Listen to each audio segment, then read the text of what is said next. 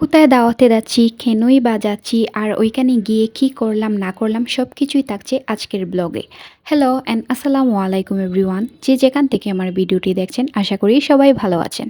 প্রথমেই ভিডিওটা স্টার্ট করেছি আমরা রেডি হয়ে বাসার নিচ থেকে, দেন গাড়িতে উঠে গেলাম আর এখানে ফুলকলিতে চলে আসলাম। এখানে এসেছি যার বাসায় দাওয়াতে যাচ্ছি তাদের জন্য কিছু নিতে। ওনারা যা পছন্দ করেন, খেতে পছন্দ করেন, ওই সব কিছুই আমরা নিয়েছি। দাওয়াতে যাব আর কিছু না নিলে কি হয়? তো আমরা কার বাসায় যাচ্ছি সেটাই বলা হয়নি। আমরা যাচ্ছি আমার আম্মুর খালা, মানে উনিও সিলেটে আমাদের বাসার কাছেই থাকেন। আর আমার নানু যেহেতু আমাদের বাসায় এসেছেন, আমার নানুর বোন হন উনি। তো নানুর সূত্রেই উনি আমাদেরকে প্লাস উনার বোনকেও ইনভাইট করেছেন উনার বাসায় দাওয়াতে। আর নানু ফোন করে আম্মুকে বারবার করে বলে দিয়েছেন আমাদের সবাইকে নিয়ে যেন যান আর এক রাত থাকার জন্য যান। তো আমরা তো সকালে গেলে বিকেলে বা সন্ধ্যার পরে চলে আসি, নানুও আমাদের বাসায় যান বা আমরাও যাওয়া আসা করি, কিন্তু থাকা হয় না। তো উনি ওই দিন বারবার করে বলছিলেন, সেই প্রিপারেশন নিয়েই আমরা এসেছি যে আজকের রাতটা আমরা থাকবো। তো এসেই যে যার মতো করে ব্যস্ত হয়ে গিয়েছি। আমি চারপাশ ঘুরে বেড়াচ্ছি, জেরিন ফোন নিয়ে ব্যস্ত। আমার খালাতো বোনও আমার নানুর সাথে এসেছিল, ও সারা বাসা টই টই করে ঘুরে বেড়াচ্ছে। আর এখানে দেখলাম যে খাবার সার্ভ করা হয়েছে, নানু আমাদেরকে ডাকছেন যে তাড়াতাড়ি খেতে এসো খেতে এসো। তো এখন আমরা খেয়ে নিব, দুপুরের খাবারটা খেয়ে নিব। আর খাওয়ার পর আমি আর রেকর্ড করতে পারি নাই, কারণ ওই সময় সবার সাথে গল্প করছিলাম অনেকক্ষণ। তো ওই সময় আর আমি ক্যামেরাটা অন করি নাই। তারপর এটা ছিল সন্ধ্যার মাগরিবের নামাজের পর, কারেন্টটাও নিয়ে গিয়েছিল। নানু খুব ফান করে বলছিলেন যে তোমাদেরকে দেখেই কারেন্টটা নিয়ে গিয়েছে, আদারওয়াইজ ওনাদের ওইদিকে কারেন্ট তেমন সমস্যা করে না। তো নানু আমাদের জন্য এই পিঠাটা বানিয়েছেন। এই পিঠাকে কে কী বলেন আমি জানি না, তবে আমরা তো এটাকে পানি পিঠা বলি।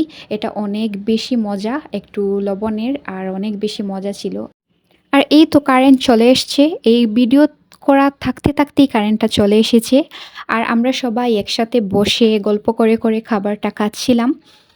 আর এই পর্যন্ত যারা যারা আমার ভিডিওটি দেখেছেন আর দেখতে দেখতে যদি কোনো কারণে আমার ভিডিওটা ভালো লেগে যায়, প্লিজ লাইক কমেন্ট শেয়ার করতে কিন্তু একদমই ভুলবেন না। যারা ফেসবুক পেজ থেকে আমার ভিডিওটি দেখছেন চাইলে আমার পেজটা ফলো দিয়ে রাখতে পারেন। যারা ইউটিউব থেকে আমার ভিডিওটি দেখছেন চাইলে আমার চ্যানেলটা সাবস্ক্রাইব করে রাখতে পারেন। আর যদি অলরেডি আপনি তা করে থাকেন তাহলে আপনাকে থ্যাংক ইউ সো মাচ। আর কথা বলতে বলতে নাস্তা শেষ করে সন্ধ্যার চাটা খেয়ে নিচ্ছি। আর আগে আমি চা ২ বার খেতাম, কিন্তু ডায়েটের কারণে এখন শুধু সকালেই খাই, সন্ধ্যায় আর খাওয়া হয় না। তো সন্ধ্যার পর এখানে আমরাও সবাই মিলে গল্প করছিলাম, তখন আর ভালো করে রেকর্ড করা হয়নি। আর এটা ছিল ডিনার। তো সবাই মিলে ডিনার করছেন, আমি অলরেডি খেয়ে নিয়েছি। আমি খেতে চাইছিলাম না, কিন্তু সবার জোরাজুরিতে এতবার বলছেন আমি আর না করতে পারিনি, খেতেই হলো। বল নানু বলছিলেন যে অল্প কিছু খেয়ে নাও, খাওয়ার পর না হয় আমাদের গ্রাউন্ড ফ্লোরে জায়গা আছে, ওখানে না হয় কিছু সময় ওয়াক করে নিবে, তারপরও খেতেই হবে। তো সবাই বলছিলেন না করতে আর পারিনি। আমি একটু খেয়ে তারপরেই তো নিচে চলে গেলাম হাঁটতে। আর এই যে দেখুন আমার বোন আমার পিছন পিছন ও ভিডিও করছিল, আমি দৌড়াচ্ছিলাম ও দৌড়াচ্ছিল, কি ফানি। ভাবলাম ভিডিও যখন করেছে তাহলে এড করে দিই। তারপর হাঁটা থেকে এসে এখানে কিছু স্ন্যাপ নিচ্ছিলাম, সবাই মিলে গল্প করছিলাম। আর এটা ছিল রাত প্রায় 2টার মতন। আমরা 2 বোন মিলে টিকটক বানিয়েছিলাম, ফানি ভিডিও বানিয়েছিলাম, ওগুলো 2 বোন মিলে দেখছিলাম আর অনেক হাসাহাসি করছিলাম। মানে এত ফান করেছি ওই দিন আমরা। তারপর তো এগুলো শেষ করে ঘুমিয়ে গেলাম। আর এটা ছিল পরের দিন সকালে। সকালে আমরা নাস্তা করে নিয়েছি, আর ও ছিল আমার খালাতো বোন, ও নানুর সাথে এসেছে। তো ও খাচ্ছিল, ওকে একটু রেকর্ড করছিলাম। নাস্তা শেষ করে এখানে বসছিলাম, ওখানে বসছিলাম, মোবাইল নিয়ে ঘাটাঘাটি করছিলাম, এটাই আর কি, বেড়াতে শুধু গেলে তো খাওয়া আর মোবাইল ঘাটাঘাটি করা, এটা ছাড়া আর কি।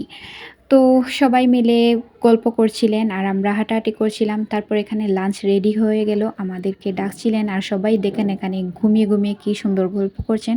তো লাঞ্চটা শেষ করে নিলাম, শেষ করে এখানে আমি একটু হাঁটাহাঁটি করছি, কিছুক্ষণ রেস্ট নিয়ে আমরা সন্ধ্যার পর বাসায় চলে গেলাম। তো থ্যাংকস ফর ওয়াচিং এন্ড আসসালামু আলাইকুম এভরিওয়ান।